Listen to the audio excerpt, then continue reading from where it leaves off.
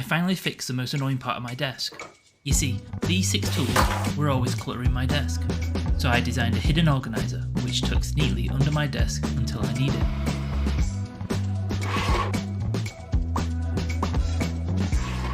Now everything has its own designated place. Here's my desk before and after.